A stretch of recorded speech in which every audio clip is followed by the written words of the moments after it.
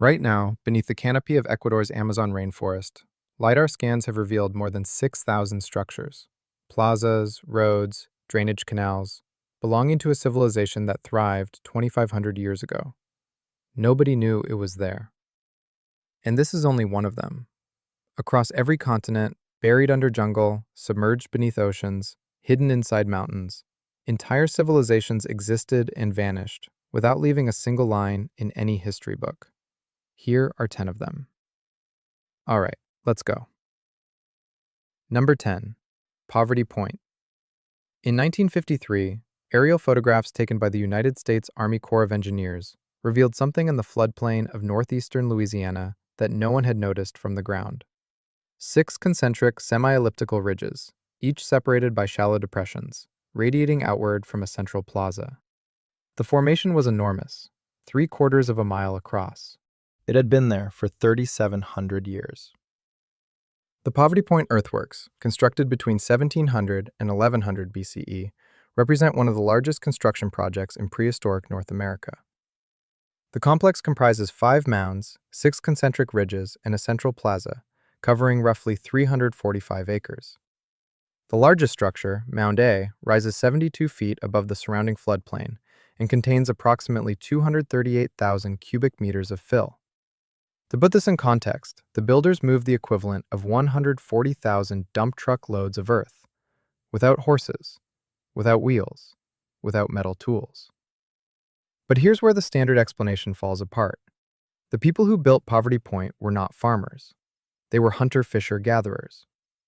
Every accepted model of monumental construction assumes agriculture, surplus food, permanent settlement, organized labor under centralized authority.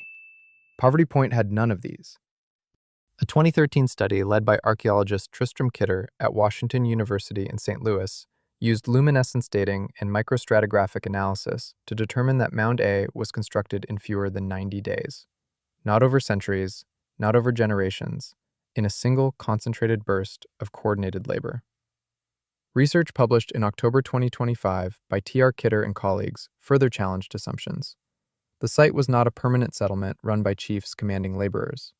It was a temporary gathering place, potentially thousands of egalitarian hunter-gatherers converging periodically from across the Southeast and Midwest to trade, celebrate, and build together. The implication is uncomfortable. If hunter-gatherers could organize the construction of earthworks this massive without permanent leadership, without writing, without agriculture, how many other sites built by similar societies have we dismissed as natural formations? How many have we never looked for because the theoretical framework said they couldn't exist? The earthworks at Poverty Point were not surpassed in scale anywhere in North America for another 2,000 years. The people who built them left no descendants who remembered why. Number 9. The Cucuteni Trypillia. In 1884, Romanian archaeologist Teodor Budada excavated a site near the village of Cucuteni in northeastern Romania and recovered painted ceramics unlike anything in the European archaeological record. What he had found was the edge of a civilization that, at its peak, produced the largest settlements on the European continent, more than 1,000 years before the first Sumerian city. The Cucuteni Trypillia culture flourished between 5,500 and 2750 BCE, across what is now Romania, Moldova, and Ukraine. Their megasites are staggering. Palianki in central Ukraine covered 340 hectares, roughly 840 acres, with an estimated population of 15,000. Nebelivka contained nearly 1,500 structures, arranged in concentric ellipses with internal streets and communal spaces. Recent geophysical surveys of the largest sites suggest populations between 20,000 and 46,000 inhabitants. These numbers predate the Sumerian cities of Uruk and Ur by over 500 years. When Mesopotamia is conventionally credited as the birthplace of urban civilization, these settlements were already old. But here's where the discovery becomes genuinely disturbing. The Cucuteni Trypillia people deliberately burned their settlements. Not once, repeatedly. Every 60 to 80 years, an entire megasite, every house, every storehouse, every communal building was set on fire. Then the population rebuilt. Same location, same layout, same scale. And burned it again. The burning was not accidental. Archaeological evidence shows that the interiors of houses were prepared for combustion, filled with additional fuel, arranged to maximize airflow. The act was systematic and ritualized. Some researchers, including archaeologist John Chapman at Durham University, have proposed that the burning was tied to a cosmological cycle of death and rebirth, a worldview in which destruction was not catastrophe, but renewal. What makes this unsettling is not the burning, it's the silence that followed. By 2750 BCE, the Cucuteni Trypillia culture vanished. No successor state, no gradual transition, no written record, because they had no writing. The largest settlements in prehistoric Europe were deliberately incinerated by their own inhabitants, and nobody in the ancient world noticed they were gone. Number 8. The Vinča. In 1908, Serbian archaeologist Miloje Vasic began excavations at Vinča Belo Brdo, a site on the banks of the Danube near modern Belgrade. What he uncovered was a civilization that had been producing sophisticated artifacts, architecture, and what many researchers argue is the world's oldest writing system, centuries before the Sumerians put stylus to clay. The Vinča culture thrived between 5,700 and 4,500 BCE across the Central Balkans, from northern Greece through Serbia to Slovakia. They built two-story houses. They manufactured furniture, chairs, tables, storage units. They smelted copper at a time when the rest of Europe was still using stone. A 2010 study published in the Journal of Archaeological Science confirmed that Vinča copper smelting at the site of Belovode dates to approximately 5000 BCE, making it the oldest known copper metallurgy in the world. And then there are the symbols. Over 700 distinct signs have been catalogued across Vinča artifacts: pottery, spindles, figurines, ritual objects. The signs appear in consistent groupings. They follow discernible patterns. Researchers such as Maria Gambudis at UCLA and Marco Merlini at the Prehistory Knowledge Project have argued these symbols constitute a form of proto-writing that predates Sumerian cuneiform by more than 1,000 years. The academic establishment has largely resisted this interpretation. The standard position holds that writing was invented in Mesopotamia around 3200 BCE. If the Vinča symbols represent a writing system, the entire chronology of literate civilization shifts backward by 2 millennia and westward by 2,000 kilometers. Consider the implication. A civilization in the Balkans was smelting copper, building multi-story structures, and potentially encoding information in a symbolic system, while Egypt was still a collection of pre-dynastic villages, and Stonehenge would not exist for another 3,000 years. The Vinča left behind tens of thousands of artifacts. They left no translatable text. Whatever they knew, whatever they recorded, is locked inside 700 symbols that no one can read. Number 7. Cahokia. In the year 1050 CE, across the Mississippi River from present-day St. Louis, something unprecedented happened. A settlement that had existed for 3 centuries as a modest farming community suddenly transformed into the largest city in North America. Within a single generation, the population exploded from a few hundred to an estimated 10,000 to 20,000 people. Some researchers place the peak figure at 40,000, larger than London at the same time. The city was Cahokia. Its residents, members of the Mississippian culture, constructed more than 120 earthen mounds across 6 square miles. The largest, Monk's Mound, rises 100 feet above the surrounding plain and contains an estimated 22 million cubic feet of earth, moved entirely by hand in woven baskets. Its base covers 14 acres, larger than the base of the Great Pyramid of Giza. Cahokia had a central plaza the size of 45 football fields. It had a circle of wooden posts, dubbed Woodhenge by archaeologists, aligned to solar equinoxes and solstices, with precision that required generations of astronomical observation. It had organized neighborhoods, craft workshops, and a palisade wall with guard towers encircling the central precinct. But here's where Cahokia becomes genuinely disturbing. By 1350 CE, the city was empty. Not destroyed, not conquered, abandoned. 20,000 people walked away from the largest urban center north of Mexico, and nobody in the surrounding region recorded why.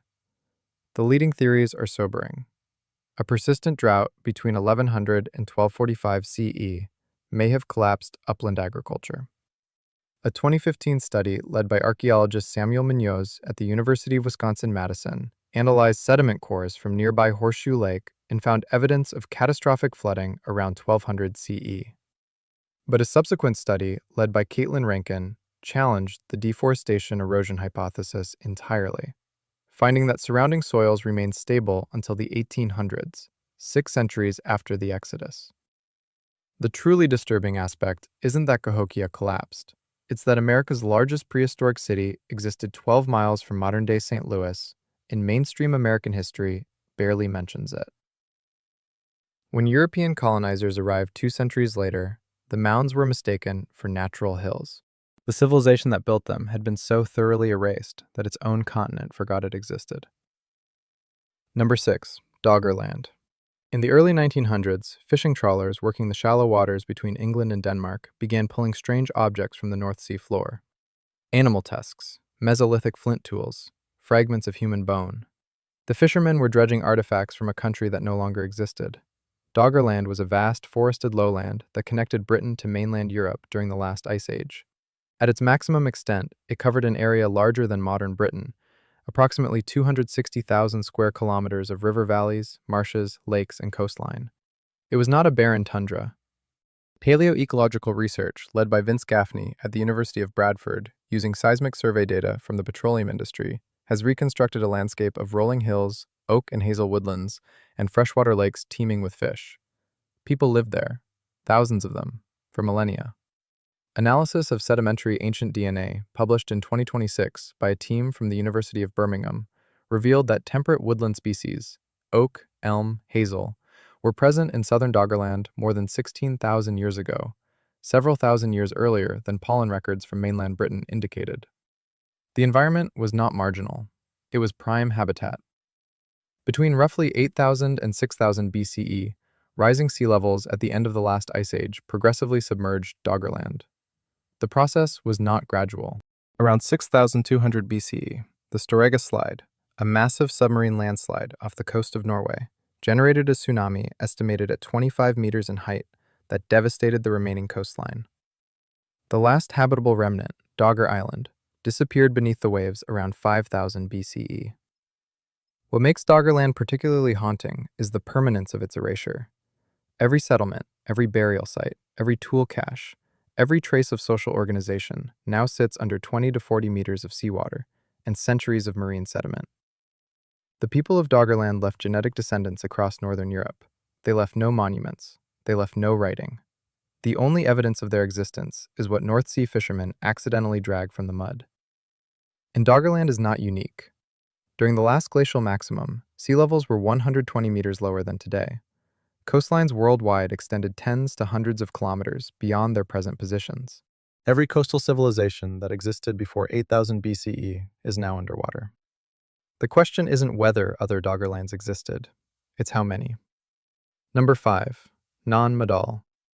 On the eastern shore of Pohnpei, a volcanic island in the Caroline Islands of Micronesia, 92 artificial islets sit on a coral reef flat, connected by a network of canals.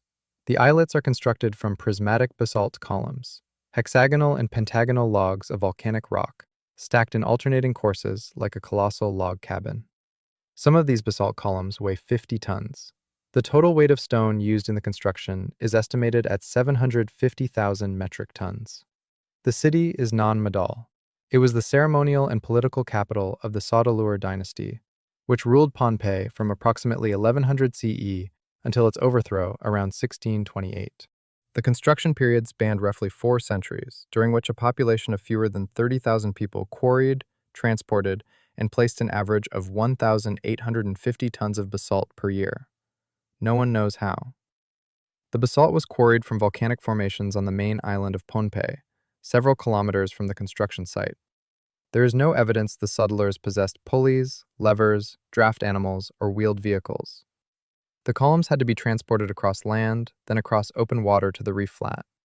Marine archaeologists have found basalt columns on the sea floor of the surrounding lagoon, evidence of failed transport attempts. The failures prove the difficulty. The completed city proves someone overcame it. But here's where Nan Madol becomes genuinely unsettling. Oral tradition on Pompeii attributes the city's construction to twin sorcerers, Olisipa and Olosopa, who arrived from a western land and used magic to levitate the basalt columns into place. This is, of course, mythology, but the engineering question it was invented to answer remains unanswered by archaeology. Published research has proposed rafts, ramps, and coordinated human labor, but no experimental reconstruction has successfully moved a 50-ton basalt column using only the technologies available to the Sauteleurs. The city was abandoned after the Sauteleur dynasty fell. The jungle reclaimed it within generations.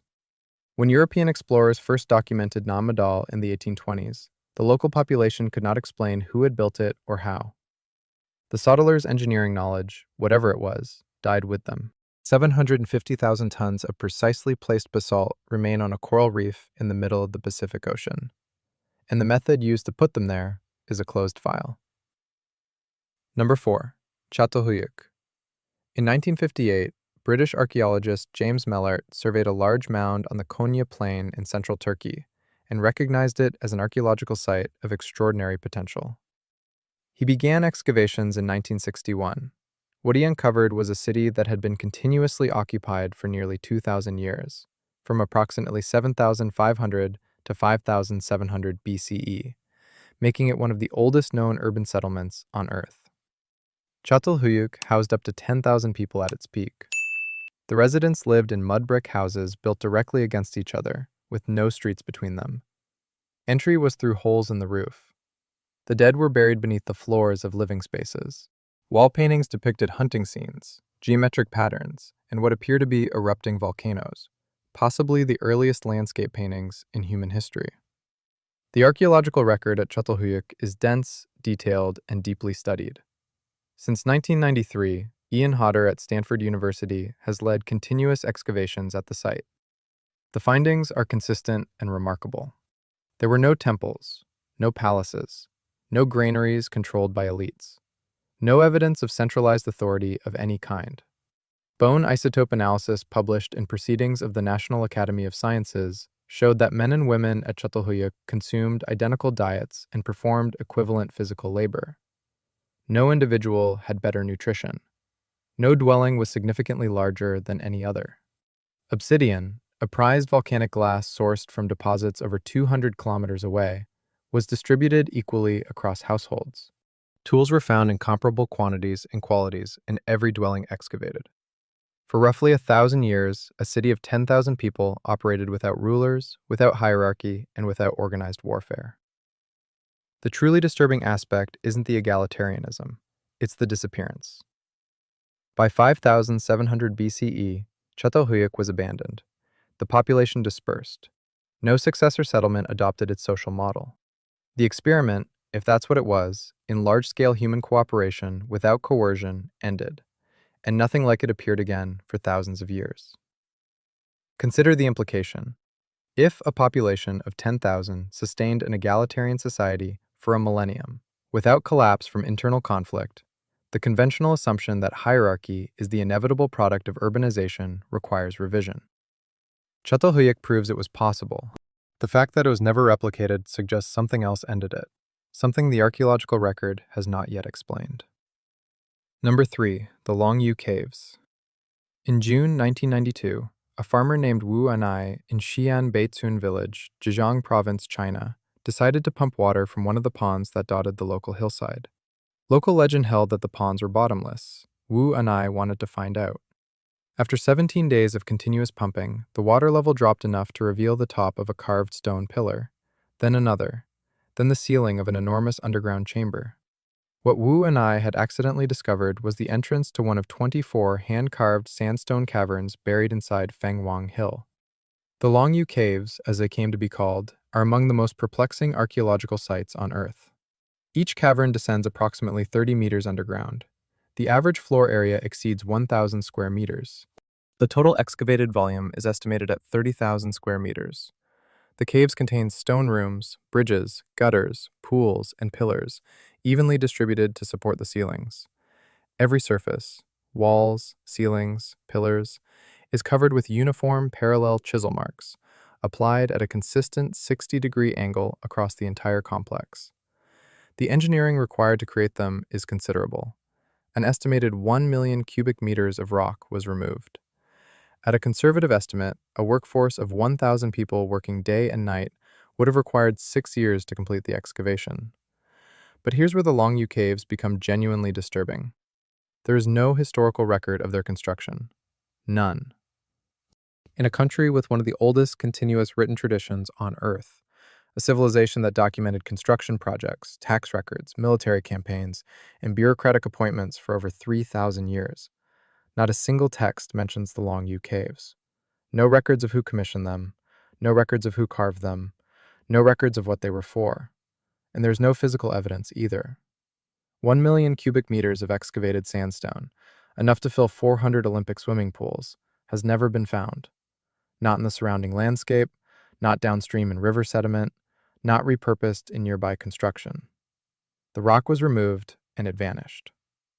The caves are estimated to be at least 2,000 years old based on stalactite growth and siltstone degradation analysis. Theories range from military bunkers to imperial grain storage to mining operations. None withstand scrutiny. Military installations would appear in military records. Grain storage would leave organic residue.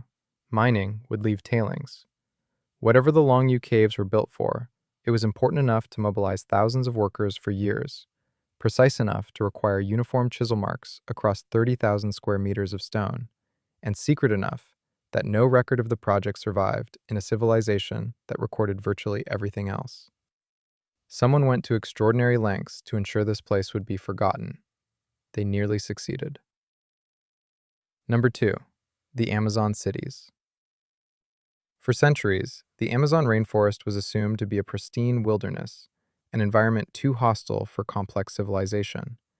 The soil was too poor, the jungle was too dense, the diseases were too relentless. Any human population would have remained small, scattered, and primitive. This assumption was wrong.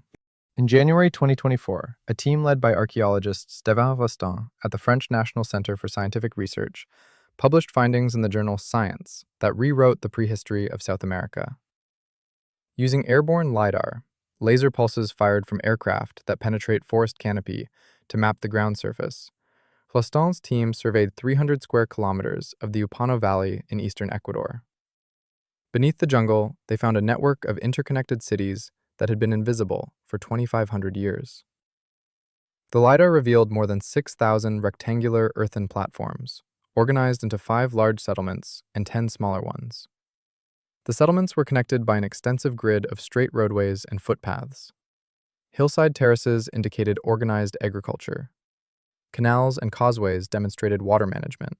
The oldest structures date to approximately 500 BCE, making them more than 1,000 years older than any other known complex Amazonian society. 9 months later, the discoveries continued.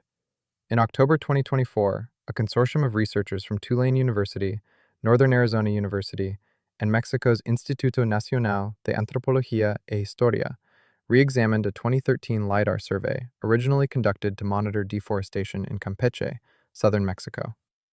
A graduate student named Luke Auld Thomas noticed anomalies in the data. The anomalies were a Maya city.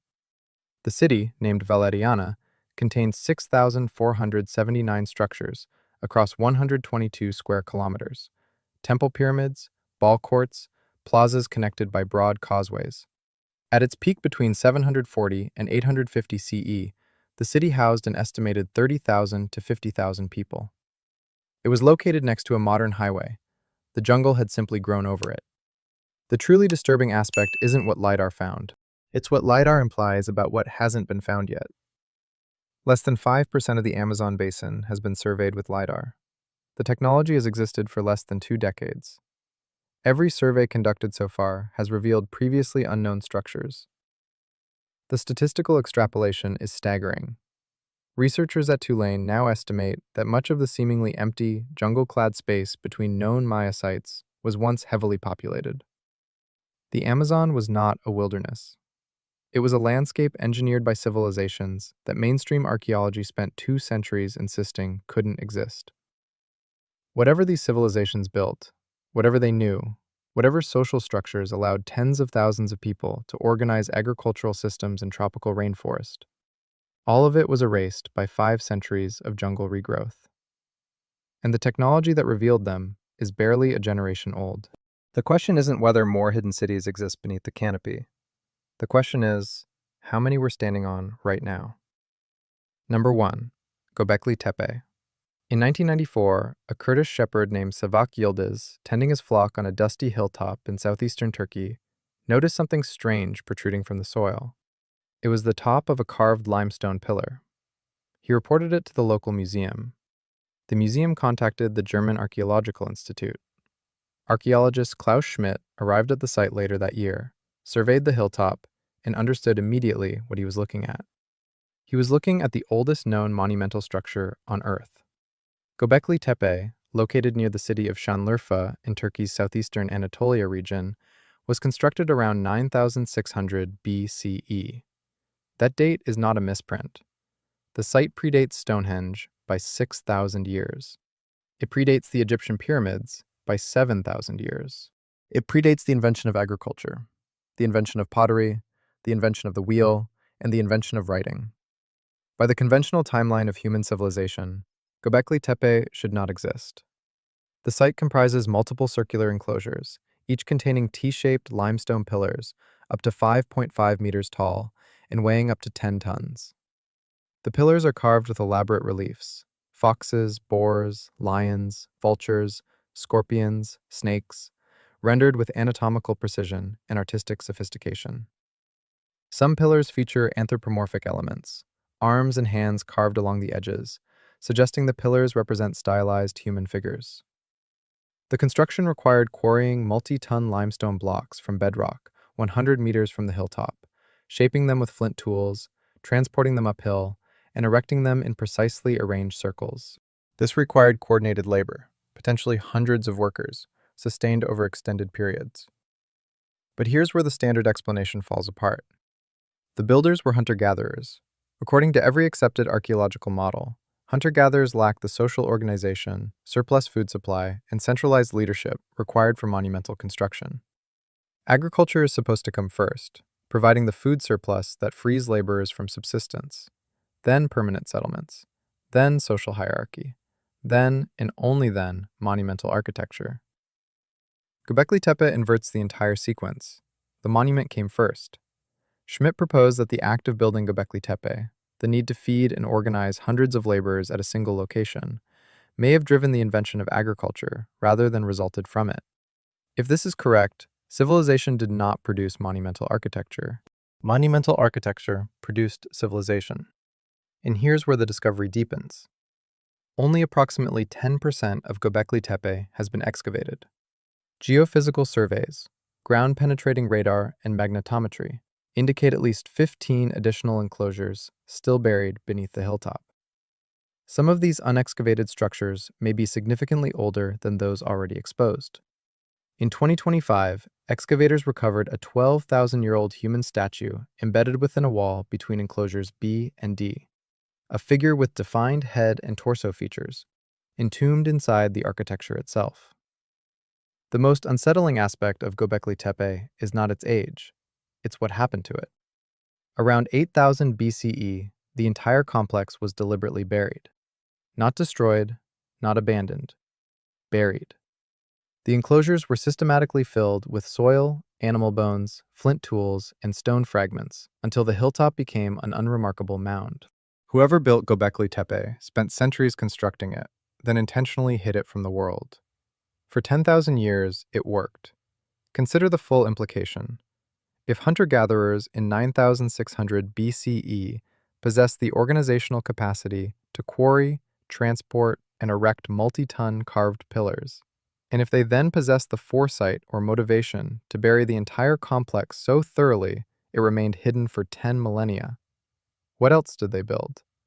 What else did they bury? Göbekli Tepe was found because a shepherd noticed a stone. The geophysical surveys show structures beneath the same hilltop that haven't been touched.